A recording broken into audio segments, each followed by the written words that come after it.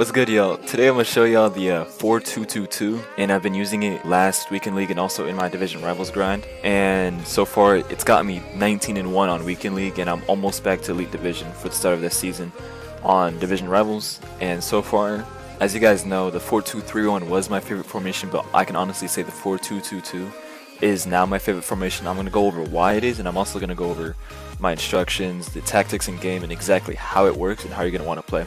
This being my team, I'm going to show you guys my custom tactics, and I have 4-2-2 at my ultra defensive style, balanced like normal.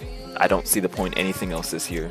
Balance is basically perfect, and the reason why I say that is because balance incorporates everything, like pressure on heavy touch, press after possession loss. Your game's still going to do these type of things whenever it's necessary, so really balance is the best you can do. Just do not use anything else. Always keep it on balance. Width 45. I know people like to say how the meta is attacking through the width. So people ask me like, oh, don't you want to have wide defense? And I say no, because you have to understand with a lower width, it doesn't necessarily mean your team's more close to the middle. Rather, it's going to make the defense more. It's going to make the defense more narrow, but not through the middle. So if the ball's on the left side of the pitch, your defense is also going to be covering that left side pretty well. So it's not like you're going to be having too much space out wide. So that's why you always want to have a width like under 50. I know some people use 49. If you have 5 at the back, I would definitely use something like 60 plus, but for 4 at the back defense, 45 is basically the perfect amount. 71 depth. I know most of y'all probably know why we picked 71, but for those that don't, 71 is the absolute meta this year. With 71, it activates an automatic offside trap, and it also really suffocates the other team's defense. It's really strong. I hope it gets nerfed, but there's problems as to why it can't. The game has a lot of implicit issues, so there's a lot of issues with this, but if you just want to win, 71 depth is the way to go. Build up play balanced. However, if you're going against a team that's really dominating possession and you're struggling to attack as much and you're not getting many chances going up the field, I would switch it to fast build up or fast build up. Reason being, the cons and the risks behind fast build up you're not going to notice if you don't have possession that much. If you're playing a team that's playing like a rat and they're sitting back, allowing you to push up, and then they're just spamming counterattacks out wide, you would want it on balance, that way you're not throwing too many players up the field. However, if you're playing a team that's playing less ratty and they're dominating possession, they're passing around, they're using their midfield, then I would use fast build up. And then chance creation, direct passing. That's because it's a perfect mix of having a lot of through balls and through runs while also being possession balls. So instead of throwing everyone up the field, it also considers creating attack through, you know, the midfield and making passes to begin with, you know. And then 61 width. I don't know why I picked exactly 61, but I did want it above 60. Reason being, with this 4-2-2-2, the problem with it is that there's no actual winger. Sometimes you realize that your attacking through the width is very, very like non-existent. And I'll go over why when you guys see the instructions, because this formation like literally has no wingers, but you also want to force the presence of like a width. So 61, I use 61, and this way I'm able to still have wingers in essence, but 61, I've been using 61, and it's been working out for me pretty well. And 6 players in the box, whatever corners, free kicks y'all can do. You can slap these on one if y'all want to. Me personally, I do these. And then with your instructions right here, so both strikers you want on stay central. That's mandatory. And the reason why I say that is because with formations like these, you always want your striker to be on central, and that's because if you have them out wide, not on stay central, if you have them even on balance, what they do is that when they see the chance, they're gonna go out wide. And the problem with that is that it's going to send the player, the closest winger to them, even more wide. So it's just going to suffocate the attack, if anything. You want the striker to be a striker and stay in the box at all times. And your winger, or whatever you have that's supposed to be a winger, is going to take that width. And you can do both on getting behind or one on mixed attack. With one on mixed attack, it kind of acts like a cam almost, but not really like a cam.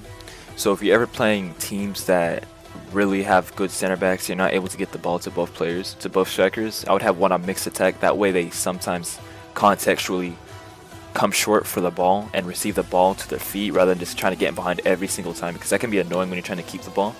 So really it depends. If you're playing against someone that you're clearly better than, I would put getting behind on both. But if you're trying to be conservative and take your time and be patient, I would have one on mixed attack. Also, I haven't done this myself, I must have forgot, but normally you want to have the one that's on stay central getting behind to have stay forward as well. That way they're always pushing that defensive line, and that's the closest thing you can do to counter the 71 depth. Because obviously, you know, if you guys watch the sport, the best way to counter teams with a high line is to have a striker that's always like making threatening runs and threatening that high line with pace. So with stay forward, he's going to be closest to the center backs as often as he can, which allows him to be put in more situations to make runs, if that makes sense. And then with these wingers right here, it's basic comeback on defense. And the reason why I use comeback on defense is because these guys have the pace and come right back up anyways. And that's kind of the issue with this game, is that having comeback on defense is very, very strong, because this acts as a 4-4 in defense. So you have 4 defenders and 4 midfielders, and you're just gonna have a huge wall of defense. And the problem with that is there's no consequence to it, especially when you have higher rated players that have like 80 plus stamina. You're not gonna notice the stamina effect of them tracking back over and over and over again. So I would put comeback on defense because there's no consequence to it really. And then get into the box for cross, because they're not gonna literally run into the box every chance they get. However, when they see the chance where there's space, they're gonna run into the box. So I found that pretty helpful. And since they're cams, you know, it's a good idea to do so. With your midfield right here, always, every single time I have a midfield of 2 center mids or 2 center defensive mids, both of them cut passing lanes, cover center. That's mandatory. And then the weaker one is going to be on stay back while attacking, or whichever one has better defensive stats or less attacking stats. The CDM, you can put like Kante here, you can put like, I don't know, just anyone with a lot of defending, a lot of physical, but not that good shooting and passing. And then the other one, the ball, the Bellingham, the Modric, the whatever you have that can do everything, the Gillett, even if you're lucky enough. Cut passing lanes, bounce attack.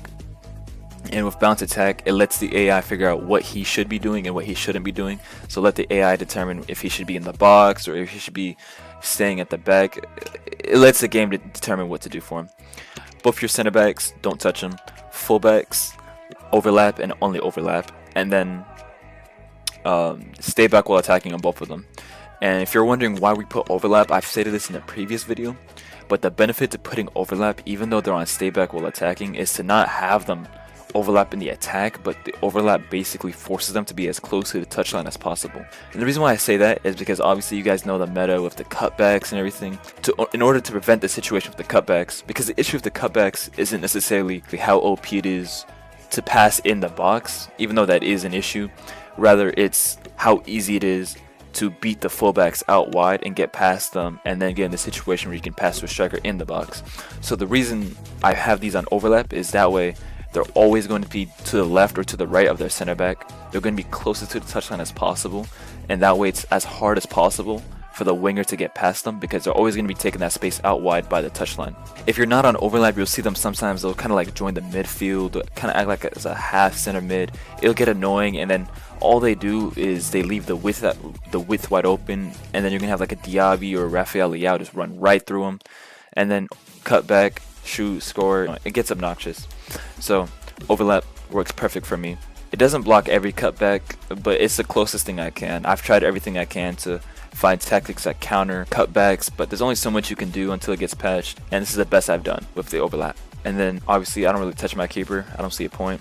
And I know I told you guys earlier that this 4-2-2-2, I like this more than the 4-2-3-1.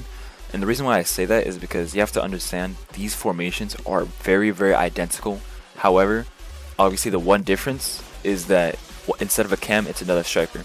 And you might be like, oh, that's it. But the thing is, this formation plays completely differently in game. Now, if you're talking about the midfield and defense, yeah, they look the exact same in game. However, with the 4 up front, one, obviously, yes, there's a striker, another striker instead of a cam. However, with that being said, now that spot behind the striker is wide open, what this allows for the 2 wingers is that they don't act as wingers anymore. The thing about their position is that the left winger and the right winger are still technically cams. And when there's no actual cam behind the striker, with that position, what they're really doing is that the game has a specific AI for that position. With that specific AI, it gives the player instructions to run into space behind the striker or in that cam position of the field to be like, okay, if I have space here, I'm going to take it and I'm going to go there. I'm going to make runs into it. and that's what makes this different than the 4-2-3-1, because in the 4-2-3-1 there's an actual cam behind the striker that's going to take that space consistently, and then the lamb and the ram, or the wingers of course, they're going to be more wide, not because they're in a different position, but rather they don't have that space. But since there's no actual cam, there's a striker, or there's two strikers. What this allows is, with two strikers, it's going to allow the wingers to go right behind the strikers too, if they have the space, if it's wide open there. If it's not wide open, obviously they'll still be on the width. However, it's nice to have this because it allows your wingers to have more impact in the game. So with this formation, you'll notice your wingers are probably going to be scoring most of the goals, or they're going to be getting a lot of assists. So I like this compared to my 4-2-3-1, where it was always my striker and my cam getting the goals and the assists, and then the other two, the wingers, would only be relevant if I'm doing cutbacks and stuff like that. But yeah. I got you. I hear, you know. Oh my god. Oh my god. Oh my god. No. No, wait, no.